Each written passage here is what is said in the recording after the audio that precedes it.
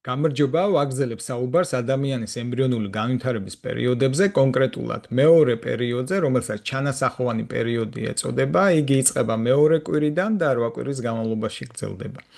როგორც გვახსოვს, პირველი პერიოდი სრულდება ბლასტოცისტას ნაწილობრივი იმპლანტაციით საშვილოსნოს კედელში.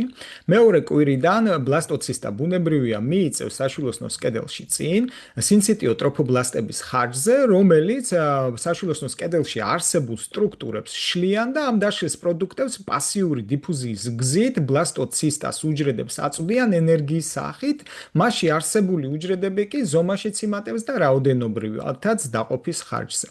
ახლა რა იცვლება მე-19 დღეზე შედარებით პირველ კვირასთან, კონკრეტულად ჰიპობლასტი ზომაში და რაოდენობრივად იზრდება და დამატებით ახალი სტრუქტურის წარმოქმნაში მონაწილეობს, რომელსაც პირველადი ყვითრის პარკი ეწოდება, ამას მოგვიანებით განვიხილავთ, ხოლო ზედა ნაწილში არსებული შიგნითა უჯრედული მასა გადაიქცევა ეპიბლასტად და ეს ეპიბლასტი თავის მხრივ სცილდება ციტოტროფობლასტს და წარმოქმნის დამატებით ახალ ღრუს, რომელსაც ამნიონის ღრუ ეწოდება.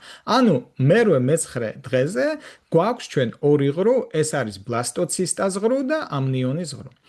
მე-11 დღეზე ბლასტოცისტა ბუნებრივია ისევ წინ მიიწევს საშვილოსნოს კედელში, თუმცა სრულიად შესული არ არის, მაინც დეფექტი გვჩება ჩვენ აქ საშვილოსნოს გარე ზედაპირზე და დამატებით წარმოიქმნება ახალი უჯრედები და ზომაში მატებაც ბუნებრივია.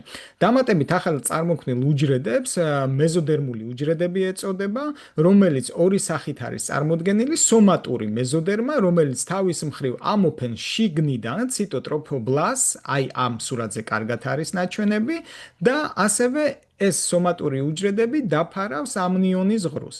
ხოლო აი ეს სტრუქტურა, რომელიც ჰიპობლასტმა წარმოქმნა და პირველადი ყვითრის პარკის სახელით არის ცნობილი, გარედან დაფარული იქნება სპლანქნომური მეზოდერმით. ამ მეზოდერმის სახელები ასეთი განსხვავებით გვხვდება და ამათ განსხვავებული ფუნქციაც, თუმცა საკმაოდ მნიშვნელოვანი აკისრიათ. კონკრეტულად, ყვითრის პარკის მფარავი მეზოდერმა, ანუ აი ეს, რაც აქ არის ნაჩვენები, მონაწილეობს ჩანასახის სისხლის უჯრედების წარმოქმნაში, ანუ ჰემოპოეზში მონაწილეობს.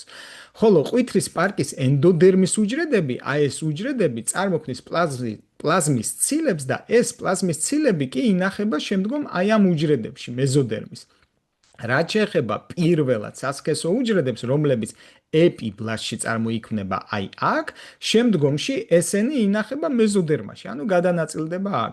აი როგორც ხედავთ, საკმაოდ მნიშვნელოვანი ფუნქცია აკისრია მეზოდერმის უჯრედებს და ეს უნდა გვახსოვდეს. რაც შეეხება ყვითრის პარკს, დასაწყისში ის არის ერთი სტრუქტური წარმოდგენილი, ხოლო შემდგომ მე-12-13 დღეზე ამ უჯრედების ხარჯზე იგი ორ ნაწილად იყოფა, აი აქ ჩანს დინამიკაში როგორ ხდება ამის გახლეჩვა და წარმოიქმნება მეორადი ყვითრის პარკი, რომელიც რჩება ამნიონის ღრუსთან და ამას გარკვეული ფუნქციები აკისრია და ის ნაწილი, რომელიც სხვა პოლიუსისკენ არის მიმართული, პირველადი ყვითრის პარკის სახელით არის ცნობილი. ანუ მეორადი ყვითრის პარკი და პირველადი ყვითრის პარკი. დინამიკაში ეს პირველადი ყვითრის პარკი ამ პოლიუსისკენ გადაინაცვლეს, ამას სხვა ფოტოზე განვიხილავთ, ჯერ დაუბრუნდეთ აი ამ მეორადი ყვითრის პარკს, იმიტომ რომ მნიშვნელოვანია ამაზე საუბარი.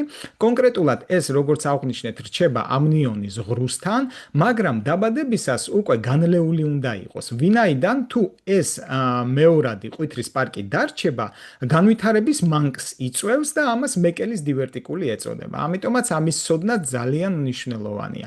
რაც შეეხება, აი როგორც აღვნიშნე, განილევა მეთქი, პირველადი ყვითრის პარკი, აი აქ ჩანს კიდევაც უკვე ნარჩენები არის და მხოლოდ როგორც ხედავთ და ეს მეორადი კი არის დარჩენილი.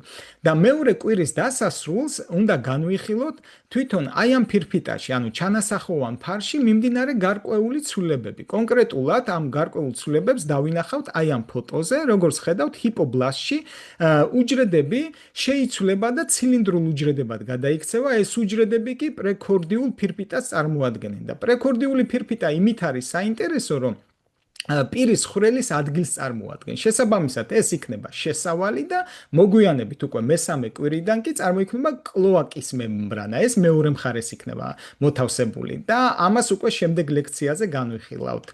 ძალიან დიდი მადლობა ყურადღებისათვის.